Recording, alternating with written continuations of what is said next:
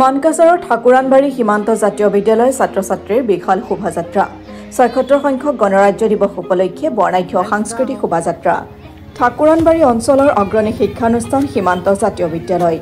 এই বিদ্যালয়খনৰ ছাত্ৰ-ছাত্ৰী তথা শিক্ষক-শিক্ষয়িত্ৰীসকলে গণৰাজ্য দিৱসৰ গৌৰৱোজ্জ্বল ৭৬ সংখ্যক বৰ্ষ উপলক্ষে বিশাল বৰ্ণাঢ্য শোভাযাত্ৰাই আকৰ্ষিত কৰে সকলোকে বিদ্যালয়খনৰ অধ্যক্ষ নাজমুল হকে শোভাযাত্ৰাও শুভ উদ্বোধন কৰে আৰু গণৰাজ্য দিৱসৰ তাৎপৰ্য ব্যাখ্যা কৰি এনেদৰে মন্তব্য আগবঢ়ায় और से डिस्टेंस रहियो अगला ओके मास्क का गैप रहियो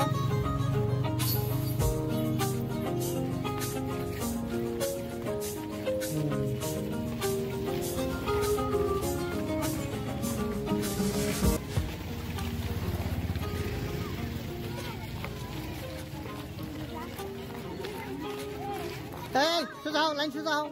सुझाव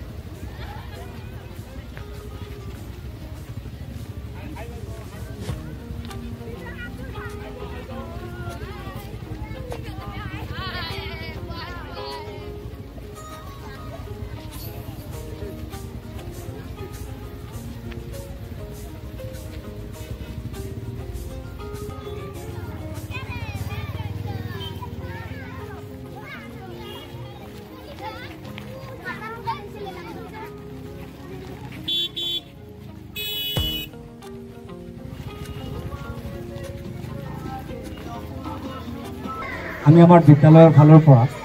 আমি এই অঞ্চলত এখন ৰেলী কৰিলোঁ আজি আপোনালোকে সকলোৱে জানে যে আজি আমাৰ গণতন্ত্ৰৰ ৭৬তম দিৱস আজি আমি পালন কৰিবলৈ লৈছোঁ মূলত আজি আমাৰ এই বিদ্যালয় জৰিয়তে আমি এখন মেছেজ দিব কাৰণে আমি আমাৰ প্ৰচেষ্টা কৰিছোঁ যে আজি সমাজত এখন আমি এটা মেছেজ এটা দিবলৈ যাওঁ যে আমি ৰাজ্যত এই দেশত বসবাস কৰা বিভিন্ন ধৰ্মৰ বিভিন্ন ভাষাভাষীৰ মানুহ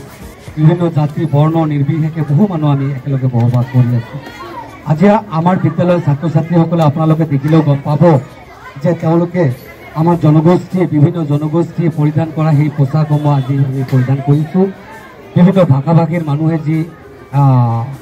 পোচাক যি ড্ৰেছ পৰিধান কৰে সেই ড্ৰেছ আমি আজি পৰিধান কৰিছোঁ কৰি আমাৰ স্থানীয় অঞ্চলসমূহত আমি এখন ৰেলী কৰিছোঁ আৰু ইয়াৰ দ্বাৰা আমি এটা কথা বুজাব বিচাৰিছোঁ যে আমি সকলোৱে মিলিজুলি এখন নতুন সমাজ সুন্দৰ এখন সমাজ গঢ়ি তুলিব লাগিব আজি জানে যে আজি আমাৰ গণতন্ত্ৰ দিৱস আৰু সেই গণতন্ত্ৰ দিৱসৰ দিনা আমি এটা চিন্তা কৰিব লাগিব যে আমাৰ ভাৰতবৰ্ষৰ গণতন্ত্ৰখনে বা এই সংবিধানখনে আমাক যি অধিকাৰ প্ৰদান কৰিলে যি অধিকাৰৰ জৰিয়তে আজি আমি কথা ক'ব পাৰিছোঁ আমি বিভিন্ন ঠাইত আমি মুক্ত বিচৰণ কৰিব পাৰিছোঁ আমি আমাৰ ধৰ্মৰ অধিকাৰৰ কথা ক'ব পাৰিছোঁ আমি আমাৰ ৰাজনৈতিক অধিকাৰ ধৰ্মৰ অধিকাৰ ভাষাৰ অধিকাৰ বিভিন্ন অধিকাৰ পাইছোঁ সেইকাৰণে আজিৰ দিনটো আমাৰ কাৰণে ভাৰতবৰ্ষৰ প্ৰতিজন মানুহৰ কাৰণে অত্যন্ত এটা গুৰুত্বপূৰ্ণ এটা দিন আৰু সেই দিনৰ তাৎপৰ্য আমাৰ সমাজত বহু মানুহ আছে আজিৰ দিনটোনো কি বস্তু এই কথাখিনি বুজি নাপায় সেইকাৰণে সেই মানুহসমূহকো আমি এটা মেছেজ দিবৰ কাৰণে ওলাইছোঁ যে আহক আপোনালোকে আমাৰ আজিৰ এই দিনটো চেলিব্ৰেট কৰক আজি গণতান্ত্ৰিক দিৱস আজিৰ দিনত আমি সংবিধানখন পাইছোঁ যে সংবিধানে আমাক মানুহ হিচাপে জীয়াই থাকিবলৈ অধিকাৰ দিছে যে গণতন্ত্ৰ দিৱসৰ উপলক্ষে আমি আমাৰ ছাত্ৰ ছাত্ৰী তথা সমাজত আমাৰ গণতন্ত্ৰৰ তাৎপৰ্য আৰু ইয়াৰ গুৰুত্ব